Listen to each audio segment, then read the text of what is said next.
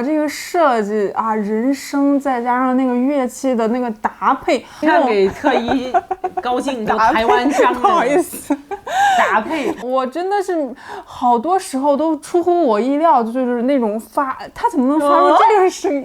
因为他唱那个灵魂，真是把就是那一点儿吧。如果在现场听那个荧光棒，你现在能抢着票，你在现场每次都这样说。机械的白鸽从空中飞过的时候，那这个科幻片的感觉从第一句就已经来了嘛，再加上它一直有鸽子飞过，他用他这个声音去模仿一个合成器，它不是说那种非常大声的，它是一直让你有余音的感觉，tingling， 我说就是那种挠痒痒的感觉，让你先进了过来，对吧？那么到下面的时候呢，要如何点睛它才堪称鲜活哈？那这个时候呢，二创的大大们是吧，就可以加入各种机械鸟。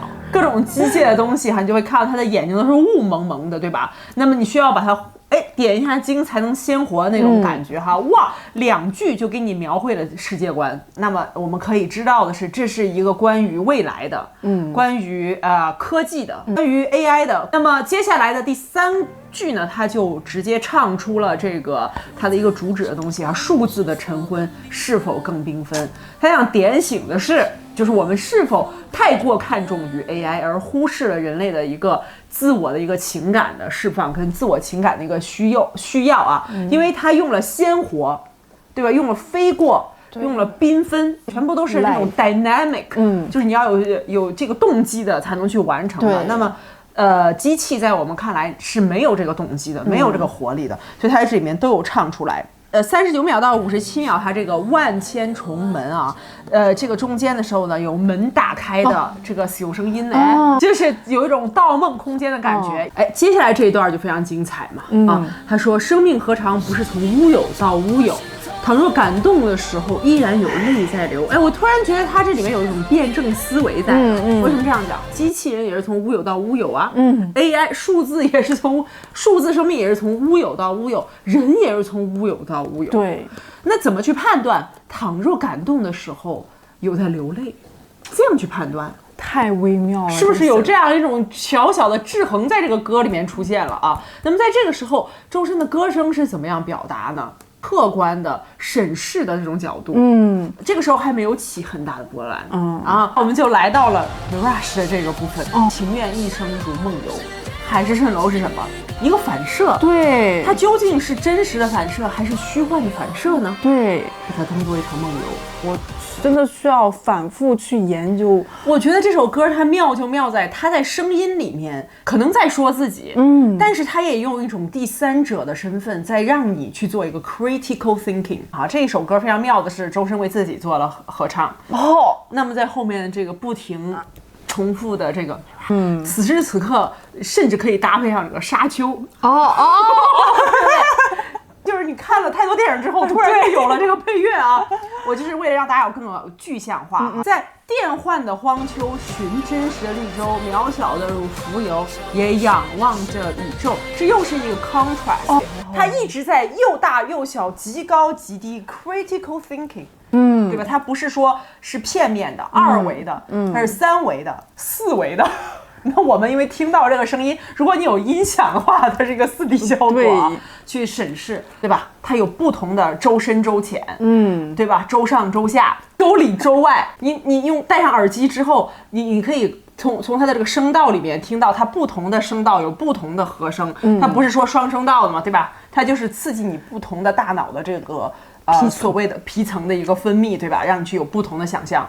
1分37秒。有一个合成器，一个拉警铃的这个声音，你似乎感觉到自己在这个生化危机的游戏界面，它也是一个既现实又魔幻。那么此时此刻，谁给你拉回到了现实呢？这个开门跟落锁的声音，还是一把老式的咱院里的那种锁，不是密码锁，对，不是密码锁。2分16秒的时候来了啊，这一句远古的呼唤。天上对盘古远古的呼唤，看 it be real， 看 it be real， 他给你拉回来。3分01的时候，看 it be real， 非常常非常美妙。然后整首歌呢，它其实都是在创造一个怎么讲，一个世界观，有自己的审视。然后呢，他也在希望你能够用 critical thinking 去看待现在的世界，去看待即将来的所谓的 AI 的时代，是好是坏，是有是无，这些东西全部都是你通过自己本身的一个 reflection 出来的。所以它很点题，反身代词嘛。对。特别是我发现，在 G5F5 的这个区间的深深的歌声的美妙，是我以前比较忽略掉的一段他声音的美妙。在他这个吟唱的时候呢，非常之沉醉。再加上这首歌它本身是一个 G 小调，所以说它要带有很多的神秘色彩。在整个编曲过程当中，运用了非常多的 SAS 的这个和弦，和弦的搭配，使得它其悬疑感加重。所以说整个的篇幅来讲呢，你可以在自己的体内完成一个爽感。而且这才是第一首歌，后面还有11首歌，我们相信还有更多其他风格的出来。深深的采访，我不知道大家看没，是他对自己的一个采访，我就想到了一个理论，它就是那个镜像阶段理论，就是讲就是人的自我认知的一个阶段，自我的意识的发掘，自我认知的完善。因为我们也知道，就是一个专辑的制作，它是非常复杂的一个过程嘛，光那个制作人就换了好几次，品质有保证的。然后再加上demo 选择、歌曲定制，这都准备好以后，歌手还要进棚录制嘛。有些人我看了也是非常搞笑，说有的人录制就是时间短，是不认真负责。我并不这样觉得，因为有的人录制时间短，是因为他本身水平就很高。比如林志炫他的专辑 Live 嘛，就是他现场录完就对，大概制作一下就发出来，因为他完全可以收现场的声音。因为我之前有看过一个歌手自己说自己在录音棚录一首歌要10几个小时，好像表达自己很努力。对，我当时就看笑。我们不应该用录制时间去评判一个就是歌的品质好坏，这个完全是看个人能力的。对，这个完全是看个人能力。他制作这个2专，就是这个费用花费上面已经超出很多了。其实我们知道，大概一个专辑，就是正式专辑的录制，有些人一般来说都需要7位数，这是最少的，更别说那些精品的专辑了，7、8位数是常有的事情嘛。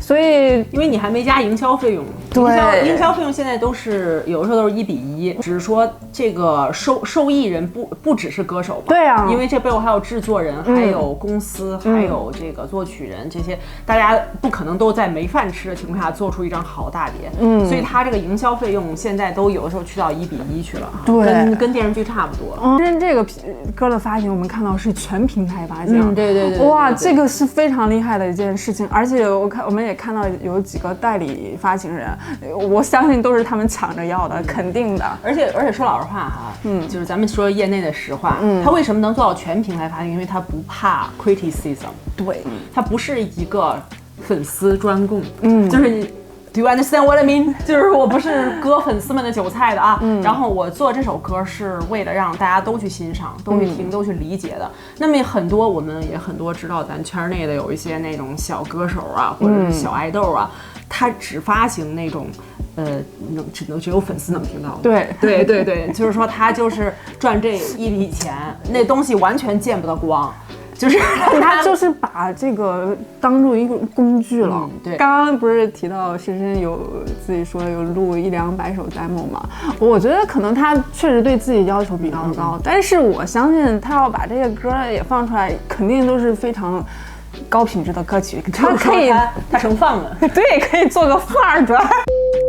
这个海报真的是，哇，意义太深刻了。再加上那个预告视频的制作，其实我印象特别深刻的是2只眼睛，一只眼睛有太阳，一只眼睛有月亮。它这个表达的一种对立感和审视感，还有黑白一致感，哇，真的可分析的东西太多了。这期视频就到这里了，关注特一和老陈，一圈道的精彩呀！我们下期再见了，拜拜。嗨蛋，你有听过周深的《蜃楼》吗？是的，我听过周深的《蜃楼》，这是一首很有感觉的歌曲，他的声音真的很棒。你喜欢这首歌吗？喜欢，我喜欢这首歌。拜。